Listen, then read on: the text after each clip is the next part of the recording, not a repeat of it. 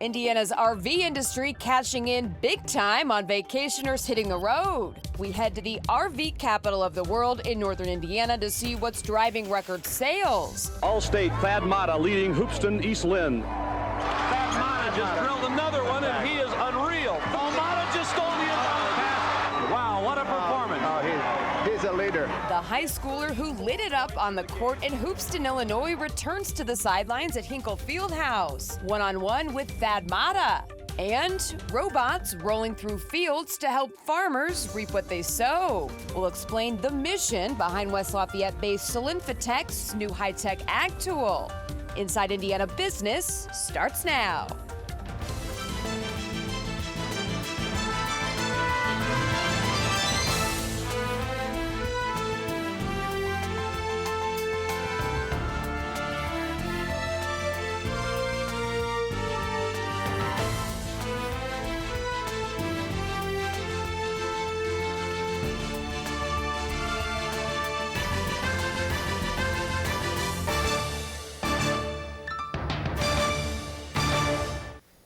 Hello and welcome to Inside Indiana Business. I'm Gerry Dick. Well, northern Indiana produces nearly 90% of all RVs built in the U.S. And even with serious supply chain challenges, the Recreational Vehicle Industry Association says the sector is posting double-digit growth. That's good news for manufacturers and suppliers throughout the region and the state. But with inflation and fears of a recession, how long could that last? And what will the impact be here in Indiana? For some answers and more on the RV industry's impact in the state, pleased to welcome back to the show Economic Development Corporation of Elkhart County President and CEO Chris Stager, who joins us from his office there in Elkhart County. Chris, thanks for joining us. Thank you for having me. You bet. Okay, I mentioned those numbers. Kind of surprising, you would think, with all of the challenges in the economy. Double-digit growth, that's been a positive story, I assume, for northern Indiana. Yeah, it's been wonderful over the last 3 years. We've set manufacturing records and consumer purchase records. So we're pleased to see that level of growth, and we're excited to see how some of the federal policy impacts the industry going forward. Yeah, and that a lot of eyes on that federal policy, what's going to happen out of D.C. and elsewhere. I know you were at an RV power breakfast here this week, and everybody's looking at fuel prices. They're very high, obviously. That has a direct impact on the RV sector. And what you heard at that breakfast is if these average prices stay around 4.5, the impact should be muted in the RV industry. But if it gets I think it'd be. I'm sorry. No, I think it'll be minimized. But if it hits a $5 threshold, I think that then it's going to start to definitely impair the ability to sell these units out to the public. So for a number of reasons, obviously discretionary money for every family now is a challenge, and discretionary purchase naturally when you have to get to work and you have to pay high fuel costs all play into that. So yeah.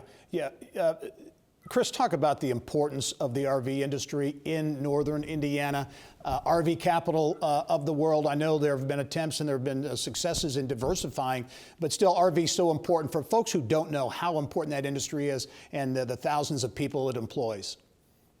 Yeah, in our county, we have about 35,000 workers daily that come into the county in addition to the workforce that's here to support the industry. So it's critically important. And we have a very deep supply chain that sells into the automotive space as well as the RV space. And all of those things play together. So we love the industry. It's what sort of, I guess, to coin an expression, brought us to the party. And we love the ability to watch that industry mature and grow to the next level. Yeah, workforce, a key issue everywhere. In Elkhart County, very interesting. We were talking before we started taping here. Unemployment has doubled in Elkhart County, but now it's just up to 1.8%. So the unemployment rate has really become a challenge, right? Finding the people to work to fill the jobs that are out there. Yeah, we're not unique in that, it's a national phenomena, but more pronounced in manufacturing economies that require a certain set of skills. And, and naturally, even at the production level, when we get down to those levels of unemployment, it's challenging for our industries to produce the products they need because we're technically fully employed. Yeah. Hey, one more question for you, Chris. Everybody's looking for signs of, where the economy not only is, but where it's headed. A lot of concerns about recession and things like that. You're talking about a pipeline of construction, some speculative space up there, industrial, that's pretty robust sitting up there in Elkhart County in northern Indiana. Yeah, we have currently about 1 million square feet of speculative building in planning. And some of that is larger, what I call larger format. Some of it's 300,000 square feet and up, and some of it's smaller. And some of it is to replace older inventory that we've had that has become impractical because of ceiling heights and things like that. Generally speaking, all of our plants now require more power, more infrastructure because of the automation. And we have to have the ability to store more goods as the volume of the industry increases. So a lot of that's just trying to build into the volume that the industry's been generated. All right, a lot of eyes on Elkhart County and the RV sector to see where the economy may be headed. Chris Steger, the president and CEO of the Economic Development Corporation of Elkhart County. Chris, as always, thanks for joining us. Thank you for having me again. All right. Well, there'll be plenty of RVs pulling into Indianapolis over the next few weeks. Race fans in town for the month of May. One of the giants in motorsports, Chip Ganassi, is my guest on the next edition of the Business and Beyond podcast.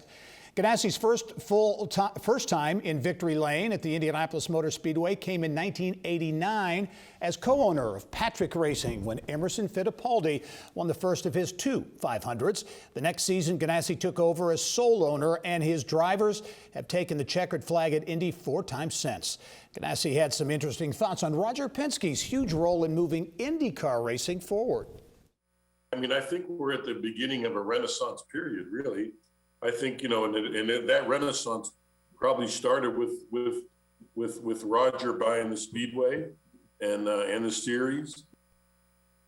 Much more with Chip Ganassi. And when race week rolls around, we go one-on-one with one of Chip's top drivers, 2008 Indy 500 champ, Scott Dixon. To check out the Business and Beyond podcast, go to InsideIndianaBusiness.com. Well, I had a familiar and popular face back on the sidelines at Butler University. Thad Matta joins us next to explain why he's returning to the bench to coach the Bulldogs.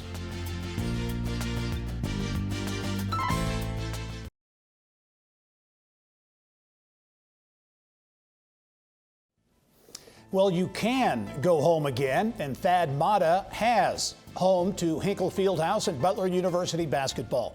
Bill Benner has more in this week's Inside Indiana Sports. Bill.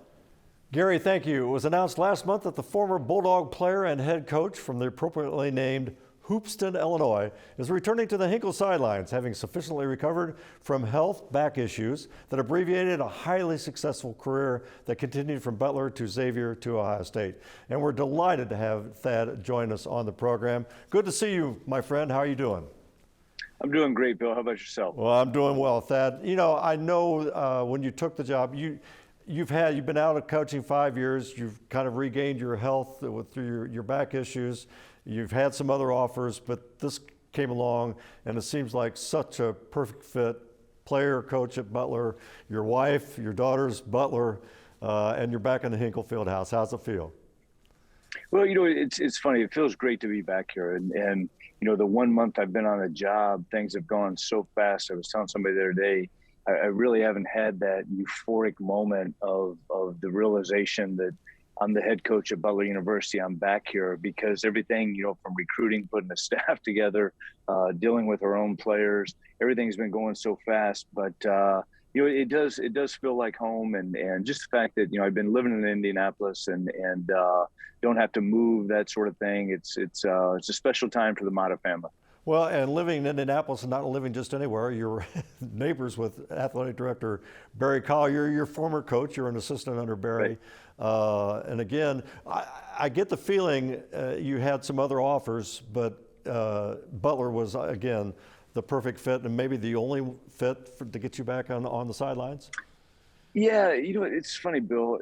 There's something about this place, and I don't know what it is. I can't put it in words, but yeah, I love what Butler University stands for. I know without me having Butler in my life, I wouldn't be where I am today.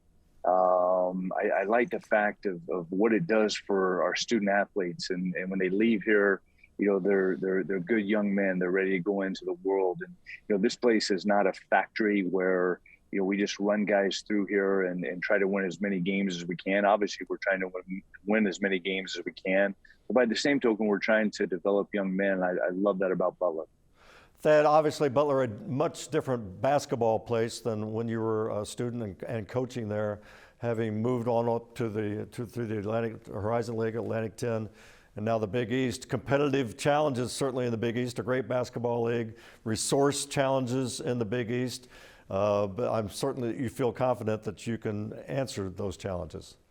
Yeah, I mean, it's as you remember back in the day when I was playing here and even coaching here, it is a completely different situation this time around. And it's funny because when I moved back here, I'd come to Butler games and I knew the Big East was a good conference. I had no idea how good it actually is. I think just from the standpoint of competitiveness, every single night you're on the court, you've got to play your best basketball, and you've got to have great talent to do so. And I think in terms of resources, there's a lot of ways you can look at resources, and I think we have what we need to be successful here. Hinkle Fieldhouse is Hinkle Fieldhouse, and you're not going to come here and have luxury boxes and all those sorts of things, but there's an authenticity to this place that is special, and we want guys that want to take the hard road, and that's how Butler's been successful in the past. Thad, we got about a minute left. Talk about, you had, again, walking into this situation, you had to first recruit your own team, the returnees, and I think you have 8 of 9 coming back. But then you also had to hit the transfer portal, and you've had a couple of significant impacts. Eric Hunter Jr. from Purdue, Manny Bates from North Carolina State. So you have to feel good about your roster, although we're still in May. Right. Well, we haven't lost a game yet, so I feel great. No, I like Bill who we've added. It's in recruiting, you're trying to put a jigsaw puzzle together, and not knowing a ton about what we were returning, we knew there were some holes or some pieces that we had to fill, and I think the staff has done a tremendous job of going out and finding those pieces and finding the right type of kid to help us.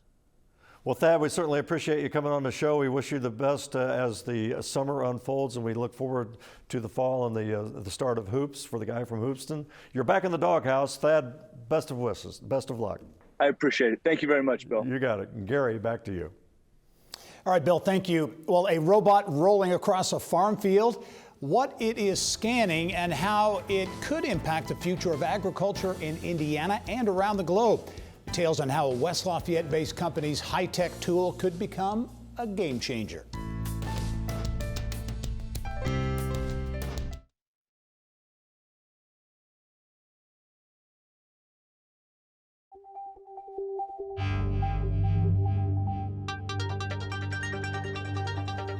It's time to go inside innovation. Well, West Lafayette-based SlimTech says it has created a cutting-edge ag tech robot to help farmers from planting to harvest. With more now on how the robot can help determine crop health and a variety of challenges, pleased to welcome back to the show Chief Operating Officer for North America Operations, Daniel Padron. And Daniel, it's always good to see you. Thank you for having me here. Absolutely. Before we get into this technology, because it is fascinating, this robot technology, autonomous robot technology, talk a little bit about SlimTech, a company that was headquartered in Brazil, South America, moved your operation, headquarters operation here to West Lafayette, precision ag company. Yeah, so the company was founded 17 years ago, and we were really focused on solving problems like since the beginning we've been focused on how to solve one problem that it is. We've been spending a lot of time in ag and how to like developing prescriptions, the product itself, and then mechanization, like large equipment and running that. And sometimes one goes against the other. How can we marry those things and make a real prescription happen, like to help farmers to take the most of the inputs they're using? And that's what we've been doing. Started in Brazil. We have probably we are the largest ag tech company in Brazil. And then when we decided to come to US, was working here and developing the company here. And a big project since your move here is continuing that research and development on this autonomous robot. Talk about the robot and what it actually does, how it enhances the data experience, if you will, for farmers. Yeah, so we like to say that we spend a lot of time with farmers and with customers. So spending time with farmers, what we learned and asking them what they need, they tell us, look, if I could, I would love to spend my more time inside of my fields. And the good farmers, we know that they do that. So we thought, so a lot of people think about like how to improve it, providing more technology outside of the field, say, look, let's do exactly what they want. And we built this robot that it's an autonomous robot that runs in the field 24 hours per day, 7 days per week, gathering information, providing more information to the farmer to make decisions and helping them to make decisions in time. You mentioned 24 hours a day. I think it's solar powered, right? It's solar powered. For those who aren't in the farming business, what kind of information is this gathering? It depends on the season. It starts with emergent, then it goes to stand count, weed pressure, diseases, bugs, and it tracks the whole thing. It helps you to understand, like, to make decisions in real time, but even understand what happened in the past and like create models that will help you in the future. So you have a lot of expectations for this. How big could this product be? I know you're getting it out into some field testing and hope to release it for commercial use perhaps next year. How big could this product be for you? So it's hard to say. As a new product, I'll say that we are very, very excited about, because when we launched that here in the US was a commodity classic. Like talking with farmers, the interest is so big that actually at this point it's hard to predict. Yeah. But we think that from what we saw in the data and from what we heard from farmers, something that can change the way we produce food. We have no doubt that will change a lot the way we produce food. Yeah, and that could have an impact on the operations here. How many employees do you have in West Lafayette? 42. About 42, 800 or so down in Brazil, so a big company growing here in Indiana. Daniel Padron, thanks very much from Solimtech. We'll be following the story. Thank you very much. All right. Well, a young artist with agricultural roots and an Indiana farming heritage. See how he's preserving Hoosier tilling fields on canvas.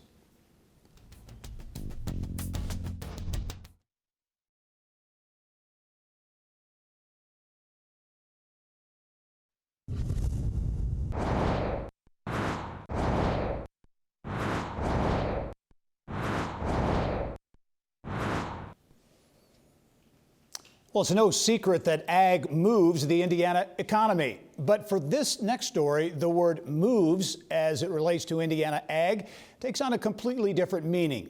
Think ag as art. Mary Rachel Redmond is here to explain. Well, his name is Roy Boswell, and with each stroke of a paintbrush, he's showing the world how Indiana agriculture is moving in a way we Hoosiers often take for granted. Of course, there's Monet. And from Degas, the ballet. The beauty of Renoir. All three considered to be the founding fathers of Impressionist painting. Fast forward over a century, and one Hoosier has taken this late 19th century movement to the Midwest. More specifically, to Indiana farms. When I first started painting, I started painting farm equipment, and the combines were typically my brother because he runs those, and the grain carts are my dad because he's kind of slowed down a little bit, and that's kind of his job. Roy Boswell grew up on a family farm in southern Indiana. He started out as a landscape architecture major at Purdue, but quickly decided it was painting, not plotting soil, that captured his passion. I had a real interest in art, and that didn't seem like something that I would actually be able to do. I tried watercolor for a while, didn't particularly work out too well. But he met an artist in Brown County that introduced him to pastels, oils, and acrylics. And ever so slowly, his dream began to take shape. I started drawing the tractors, and as time went by, they kind of became stand-ins for my dad and brother because I didn't know how to draw people at the time.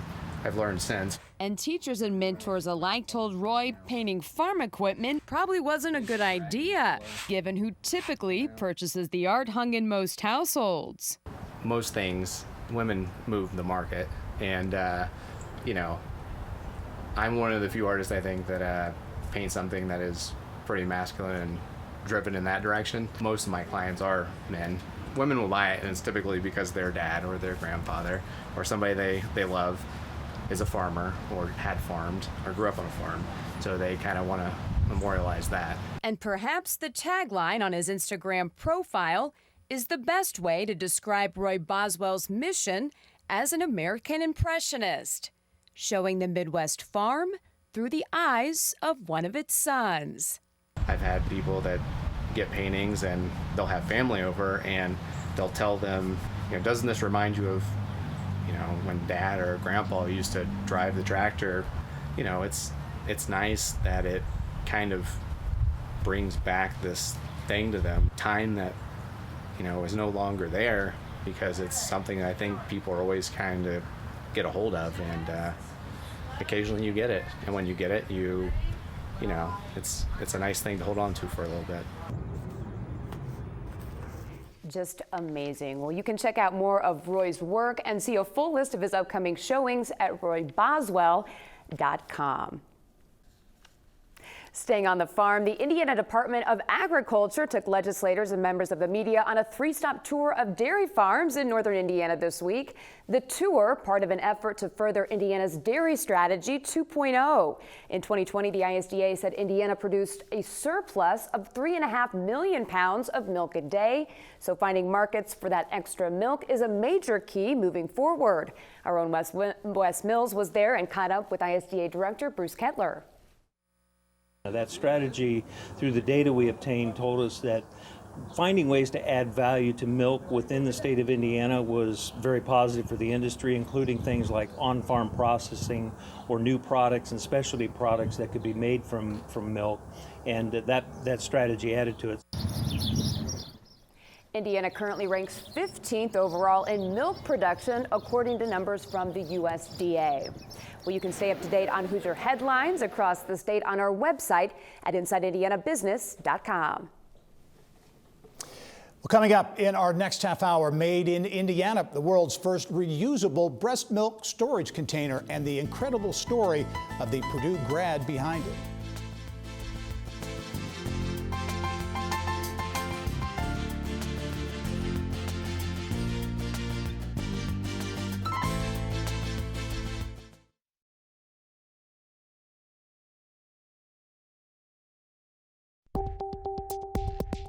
The brains behind a revolutionary way to store breast milk for baby. Purdue grad Nikki Ramsey's incredible story of rising out of homelessness to cashing in on Shark Tank.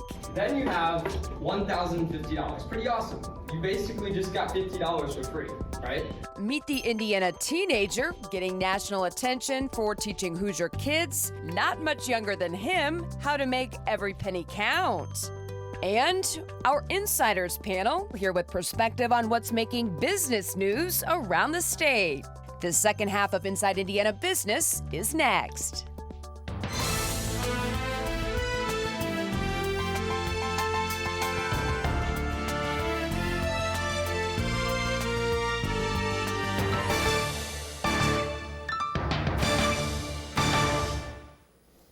Well, business is booming for a West Lafayette mom and entrepreneur after she recently appeared on the TV show Shark Tank and earned a deal on her breast milk storage product. Business of Health reporter Kylie Valletta has more. Kylie. Thank you, Gary. A Purdue alum and breastfeeding mom herself, Nikki Ramsey, couldn't find what she was looking for when she wanted plastic-free storage bags for her breast milk. And so, along with her second baby, a business idea was also born. A first-of-its-kind reusable breast milk bag made from silicone. Nikki Ramsey is the founder and chief executive officer of West Lafayette-based Genobi, which is a combination of her two kids' names. And she joins me now to tell us more. Thank you so much for being on the show today. Thank you so much for having us, Kylie. All right, so this all started a few years ago. You were a busy working mom, breastfeeding and pumping on the go, using those standard, kind of market standard Ziploc little plastic bags. You were totally over it. And so I'll let you take it from there. Yes, like I said, was a breastfeeding mama, and my baby had a tongue-tied lip tie at the time. So he was nursing a lot, and I was going through thousands of those single-use plastic milk bags. Right. I wanted an option that was going to be reusable, and then also something that was not going to be plastic, because we all know about the chemicals that can leach into our water and our food when we use plastic. So I sought after something in the market where we all go as parents. And it didn't exist, so I created it. So tell us about some of the benefits. We mentioned it's plastic free. What are some of the other health benefits or features of the Genobi silicone bags? It was very important to me that the product was going to be able to tolerate high heat. So they're made with silicone, and silicone is high heat tolerant, it's hyperallergenic, it's naturally bacteria resistant, and you can reheat it many times and don't have to worry about plastic leaching. I love that the product also transitions with the baby as the baby grows. Unlike other products, when the baby gets to be a year old, you really don't have a use for them. But I wanted to make a milk bag that would kind of grow with your baby to a food storage bag, and then also to a snack pouch in their primary school years. Right, even mom and dad can use it and put their snacks in it. Oh yes. So let's talk about this appearance on Shark Tank and the deal you got, and then what that's meant for your company. Shark Tank was a once-in-a-lifetime opportunity for us as a small business, any small business, and it was a dream come true. We were able to get a deal with Emma Greed, and it has been life-changing for us. As far as the amount of people that were able to see our company on national television, and the amount of families that we're going to be able to help now as Genobi is continuing to grow so quickly from being on the show, it's been life-changing. Good for you. And she said, or your shark gave $100,000 for 22.5% equity. Yes, right? 22.5% equity is what we negotiated on. Okay. And you were a great negotiator. I watched this segment. You were tough. You did good. All right. Well, I think part of the reason that Shark Tank was so interested in you is you have such a powerful story about overcoming the odds. You were a homeless teenager. Tell us just a little bit of your story. I was a homeless teenager, barely graduated high school, and honestly, I just trusted in God and put my faith in Him. I was not only able to graduate high school, but I went to college and then graduate school. So it is my faith and my trust in God that got me through those very challenging times as a teenager and through my homelessness. Most certainly He had some big plans for you. And you mentioned you were a Purdue grad, and the Purdue Foundry helped you get off the ground. This was even before Shark Tank. Tell us just a little bit about the work you did with Purdue Foundry. Purdue Foundry, I always tell people that it kind of reminds me of a little mini business 101 course. So I have a master's degree in communication sciences and disorders, so no business background. I needed something that was going to be able to allow me to learn about business, and Purdue Foundry was it, and we're very thankful for the Foundry program and them just fostering Genobi early on in our years. All right, and I know you also have a cooling cup that is on your website people can check out, and a couple other products that go along with the bags. So congratulations on the Shark Tank success, and keep us posted. Thank you so much. All right, thank you for being here. Well, speaking of feeding babies, when it comes to formula, parents across the U.S. are having a hard time finding it in stores because supply chain issues and a massive recall. The recall at Abbott forced the largest U.S. formula manufacturing plant to close in February due to contamination concerns. The Food and Drug Administration is working with U.S. manufacturers to increase their output and streamlining paperwork to allow more imports. For now, pediatricians and health workers are urging parents who can't find formula to contact food banks or doctor's offices. And that's it. Gary, back to you.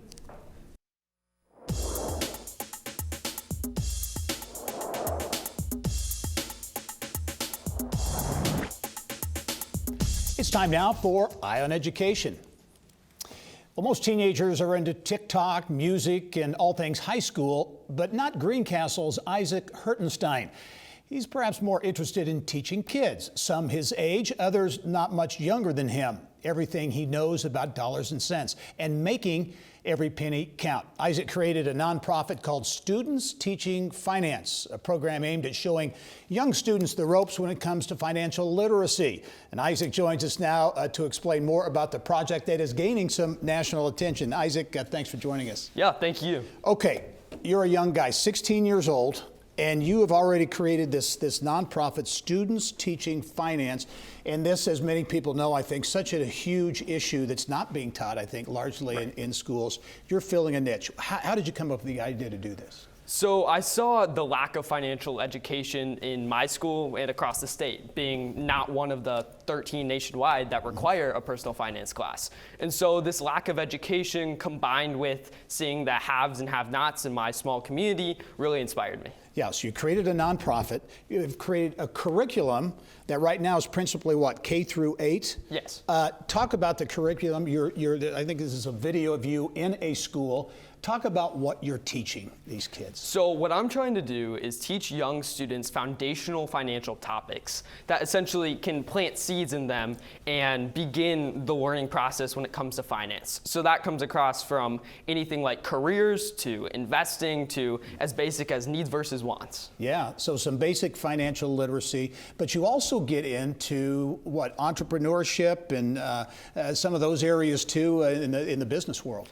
Absolutely. So at the middle school level, what we have, one of our main lessons is about careers and future business opportunities, and specifically how education can relate to that. Mm-hmm. And so what we try to introduce the students to business careers, including entrepreneurship, which is very important. Okay, now you're getting some national attention. You were selected to be in a pitch competition by Prudential. Talk about that experience and coming away as a winner.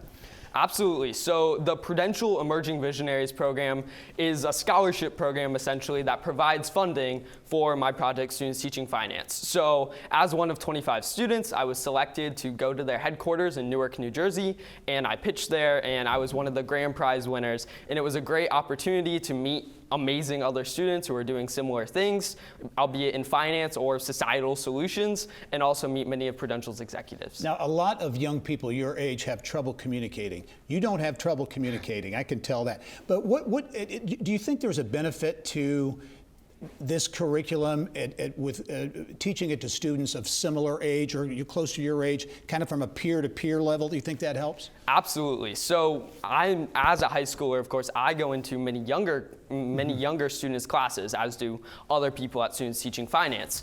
And so we almost break up the monotony of the classroom, and the kids are really interested in seeing their older peers come in and teach the lessons. Yeah, okay. You're going to be a junior, I think, right, in high school next year. What are your plans for this? It would seem that this is as we were talking off camera, maybe a scalable business to you. It's a nonprofit. You have a money-making idea maybe as part of this? It's not necessarily a money-making idea. What we're trying to do is almost just change society at a small level and then scale it hopefully into other states, which we've already begun doing through other high schoolers teaching this curriculum to their younger peers. Oh, well, it's a great story. Isaac Hertenstein, Students Teaching Finance. Very interesting story. It's all taking place Putnam County and Greencastle. And Isaac, I'll look forward to watching your progress. I think you're destined for some big things. So thanks for joining us. Yeah, thank you. I appreciate this. All right. Well, Chip Ganassi knows a thing or two about balancing finances and racing. He's my guest this week on the Business and Beyond podcast. Ganassi's career began behind the wheel back in the late 70s and early 80s. He drove in 5 Indy 500s, best finish 8th. 1983. 6 years later, Ganassi made his first visit to victory lane as co-owner of Emerson Fittipaldi's winning ride in 1989. He went on to win the greatest spectacle in racing 4 more times. Indy, he says, is built for motorsports. Indianapolis is the Silicon Valley, if you will, of racing. You have a lot of industries that cater to racing and understand racing. Everyone from suppliers, parts suppliers, chassis, engine people. Great conversation with Chip Ganassi. And coming up race week, I go one-on-one with 2008 Indy 500 champ Scott Dixon. To check out the Business and Beyond podcast, just go to InsideIndianaBusiness.com. Well, next, how Indiana is looking to cash in on the next generation of vehicles. Our partners at the IBJ with a deeper dive into the state's plan to capture the electric vehicle market.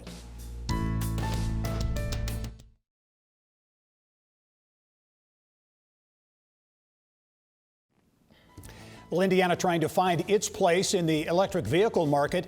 The future of a popular event center on the Indianapolis north side. And honoring healthcare heroes. We'll have those stories and more from our partners at the Indianapolis Business Journal, some of what they're working on. Leslie Weidenbender joins us now from the IBJ newsroom with more. And Leslie, welcome as always. Thanks so much, Gary. Yeah, let's talk about electric vehicles. That certainly is a hot topic for economic developers. Indiana, many other states trying to get more and more investment when it comes to EVs. I know there's a commission in Indiana that was announced to look at doing just that, and it sounds like they're off and running.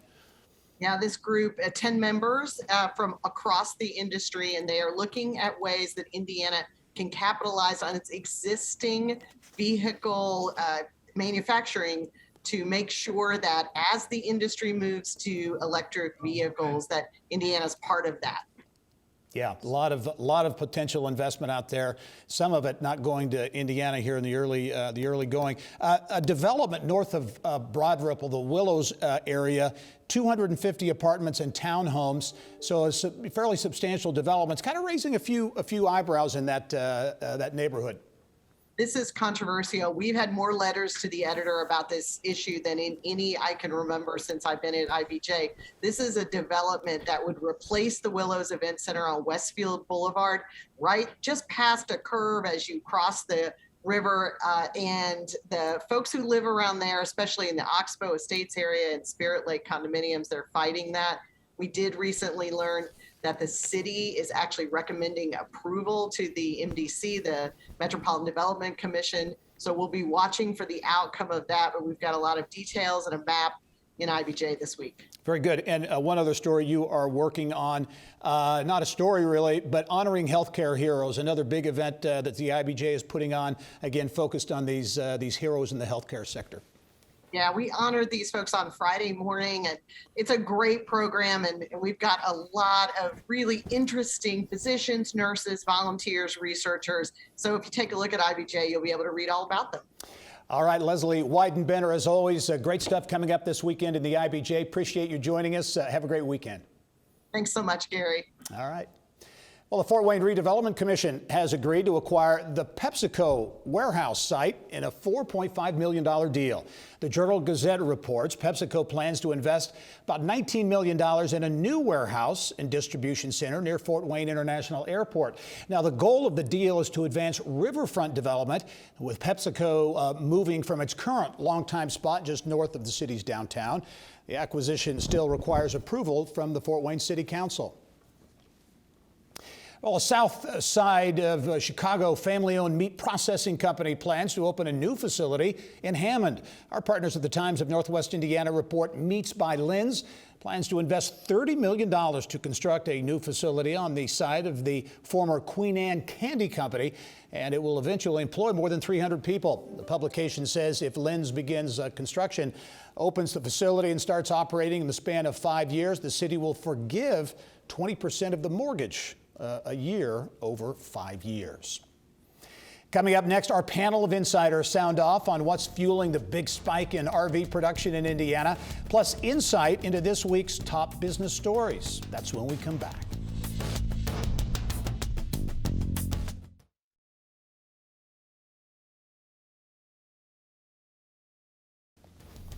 It's time now for a deeper dive into all things business with our Insiders panel. Northern Indiana, specifically the Elkhart region, the RV capital of the world. Manufacturers and suppliers in the region are showing really no signs of slowing down, even in the face of supply chain issues and inflationary pressures. For more on that and lots of other business news making news around the state, pleased to be joined by our Insiders this week, Indiana GOP Director of Diversity and Engagement, Whitley Yates. Also, Ball State economist Mike Hicks, And Vox Global Managing Director Mike Marker, and welcome one and all to the Insiders. Whitley, and to you, a first-timer. So thank you. I'm excited to be here. Great to have you here. We're going to start with the economy, and we'll defer to the economist among us.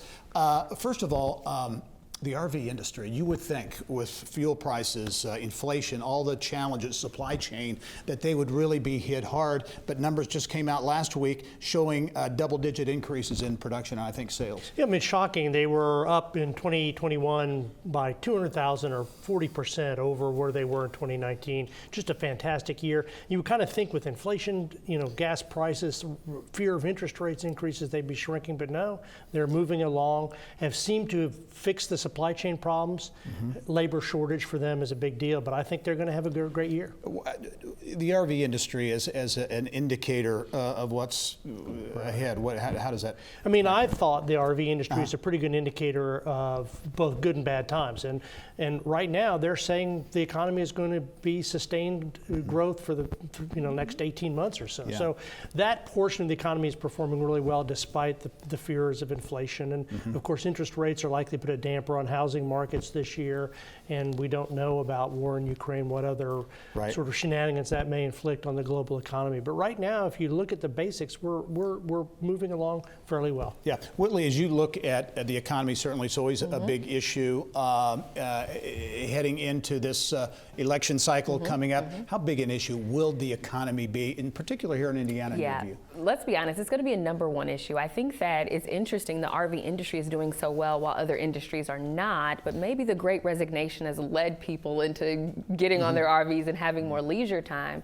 When it comes to this next election, I think the economy will be top on the list, specifically here in Indiana. How inflation and interest rates are impacting Hoosiers on a daily basis is going to be top of the ticket, I'm sure. Yeah.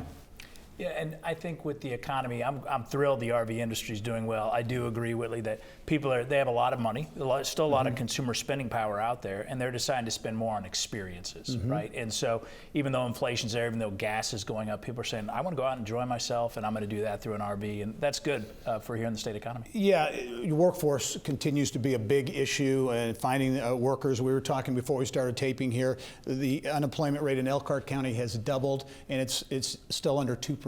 So very low employment or unemployment. And as you look at Indiana attempting to attract these big economic development projects to get people to move here, Dave Ricks, the CEO at Lilly, had some interesting comments now a couple of weeks ago, talking about Indiana doing well in these traditional metrics of business climate and taxation and those types of things, but some of these other issues, workforce skilling up, the workforce, healthcare costs, hidden costs of doing business don't do very well at all. And it was kind of and I'll start with you, Whitley, to me, it was like a warning sign from the business community that Indiana needs to get its arms around these issues. Well, what I found interesting is that some of the areas in which that he spoke about we're already working on. When you look at the budget, when you look at the investments that the state is currently making, whether that be in education, whether that be in upskilling workers, we're already putting the investments and creating that culture to bridge the gap on some of these things. And I think it was, just the canary in a coal mine type of a situation, because we've already put in place steps to go ahead and mitigate some of the things that he was speaking about. Yeah, so. Mike, when a CEO, a high-profile CEO like that says that, does that bring a little more weight to the debate or the discussion? Absolutely. I mean, if you read James Briggs' column last week, he points out that the economists around the country pointed out the challenges Indiana has in attracting and retraining well-educated workers. We're 44th in degree completion and retention in the country. That's a long-term problem for a company like Lilly. If you're processing tomatoes, it's not a big issue. If you want to be a high-tech, high-pay industry, Indiana has really got a big hill to climb on that area. And his comments, I think, awakened Hoosiers to that problem. Yeah, I have a slightly different perspective on that. I do agree that some of the points he made are valid points. We do need to be better. We do need to be more competitive.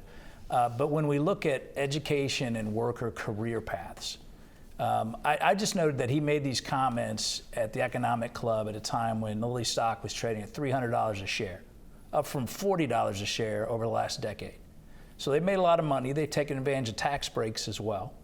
And I would put it back on Lilly and other employers, or how are you going to engage in the process? And I think there's a tremendous example in our state with Cook Medical Group who is doing that.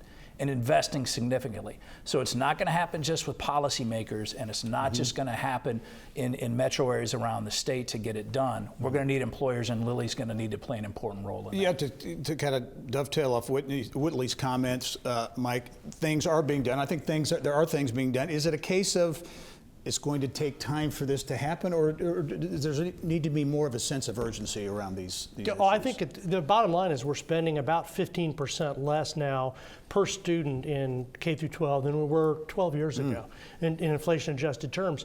And so, Lilly moved a factory to North Carolina, which boosted their stock prospects. Yeah, it's an urgent problem right now. It's something the legislature has to take up. It's going to take a decade or two to turn around.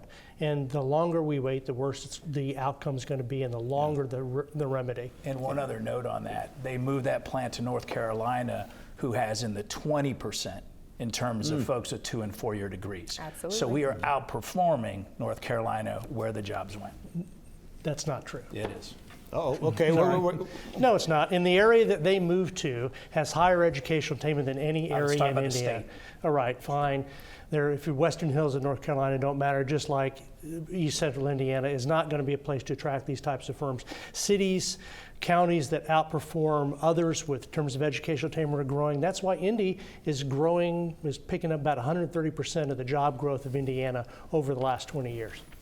Global spotlight on Indiana. We see more and more international trade trips. The governor, secretary of commerce have taken 2, I think, in the last 2 months. Later this month, May 26th to the 29th, the first global economic summit to be held here in Indianapolis.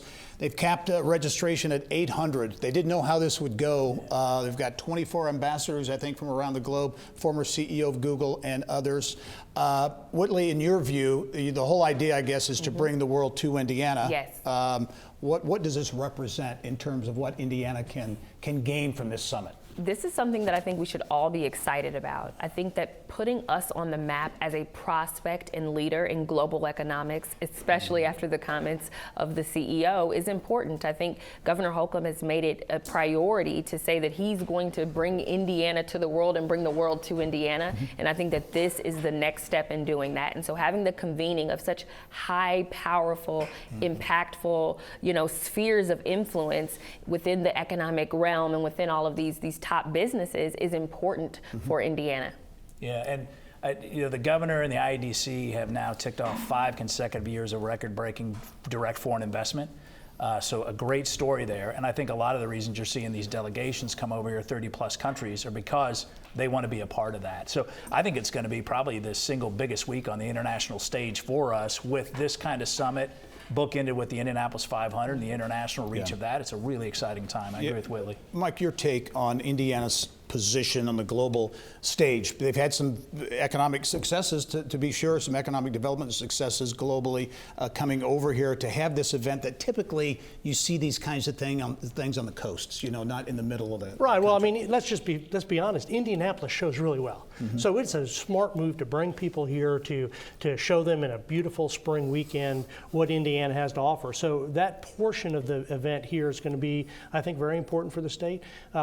Kudos to the governor for getting this done. I hope it really helps jumpstart the investment in this area. We've done well in some of these where GDP growth still lags nationally, but those are important things. And again, I think Indiana shows really well, and it's important for this sort of work to be done. Low cost, high impact activity. And I'm noting that Mike Hicks guaranteed that the race weekend will be a beautiful weekend. So we're going to check on that. Hey, very quickly, and Mike, I'll throw it to you. Thad Matta returns to Butler. A lot of people kind of surprised at that. Can he bring the Bulldogs back to the? I think so, and I think it's starts with just the adherence to the Butler way, right? Yeah. I mean, this guy has a tremendous track record, lots of Final Fours in his background, too. Very good. Will be fun to watch that play out. Mike Hicks, Mike Marker, Whitley Yates, thank you all for joining us, and we'll be right back after this. Clear.